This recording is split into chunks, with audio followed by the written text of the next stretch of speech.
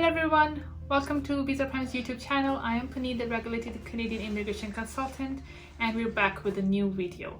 Today we'll be discussing the changes, the updates for the Spousal Open Work Permits that have been announced by IRCC, and we'll answer the most asked questions and clarify your doubts. If you're new to our channel, don't forget to hit the subscribe button and do like and share our video. What was going on is that a student studying at the designated learning institution used to invite their spouses on an open work permit. Once the spouse got a job as a skilled position, NOC 0A or B, they used to leave their studies and switch to an open work permit based on the spouse's open work permit. So IRCC has worked to close this loophole and not issue those work permits anymore. Now, the foreign national, that is the main principal applicant, the student, cannot get an open work permit on their spouse's open work permit. If the principal foreign national is a study permit holder and their spouse gets an open work permit under the LMI exemption code of C42, the student cannot leave their studies and get an open work permit based on the spouse having a NOC 0A or B job. IRCC plans to scrutinize the applications to make sure that the relationship is genuine. They want to make sure that the applicants applying for the spousal open work permits have not entered into a marriage or a common law relationship just for the sole purpose of getting residency in Canada. Along with providing the marriage certificate and the common law relationship proof, they want to see the genuineness of the relationship, and they might ask for more documents to prove the same.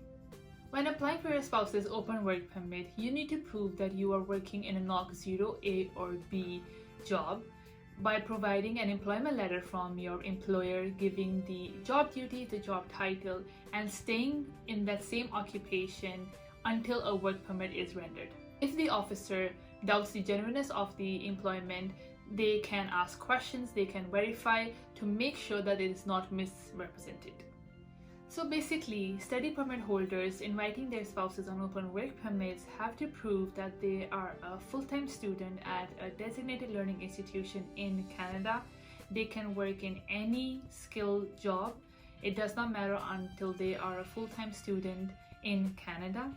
If you are graduated and are on a postgraduate work permit, then you need to prove that you are a skilled job holder, NOC 0A or B occupation, and then your spouse can get an open work permit based on that.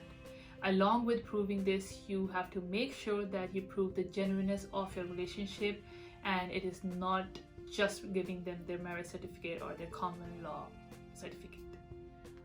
We're asked multiple times that what is the minimum required funds to apply for your spouse's open work permit. As per IRCC, they have not given any defined amount to be shown. They just want to see that the applicant coming to Canada is not fully dependent on their spouse. They should be financially independent in their home country to come here and support their spouse while studying or working in Canada instead of becoming a burden on them. Another question asked us multiple times is that the person applying for the spousal open work permit outside Canada has been unemployed for a couple of years, and would that affect their application or not? IRCC has no proper answer to this question. They have not mentioned anywhere about the work experience requirements for the person applying for a spousal open work permit. It does not look good on the application of a person being unemployed for a couple of years and asking for a work permit in Canada. That is why we always suggest that people show some proof of their employment, even if it's agriculture. There should be something that you were doing, even if it's freelancing, is working for your parents, doing online courses. The applicant has to make sure that they were involved in something in their home country and not sitting idle. Even if there was no source of income, they were doing something, utilizing their time.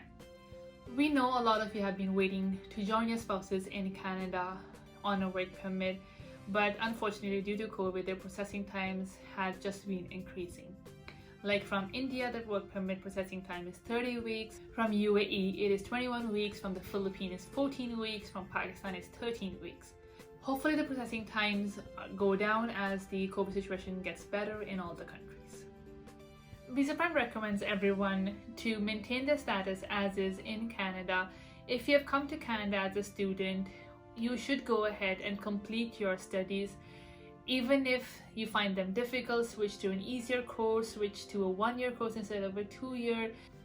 If you're in Canada on a Spousal Open Work Permit based on a student, you can go ahead and apply for permanent residency under the CEC or the Federal Skilled Worker category or PNP program, even if you are a dependent in the work permit. You can be the main applicant in the permanent residency applications, as there have been no changes by IRCC in that. Another thing is that students come to Canada and marry another student over here just to get an open work permit.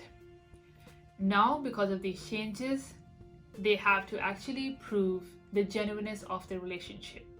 IRCC is looking into these things more carefully, and it would be difficult for these students to get an open work permit based on their marriages. IRCC is looking carefully into most of these spousal open work permit applications after numerous applicants have exploited the ease of getting a work permit in Canada based on an international student.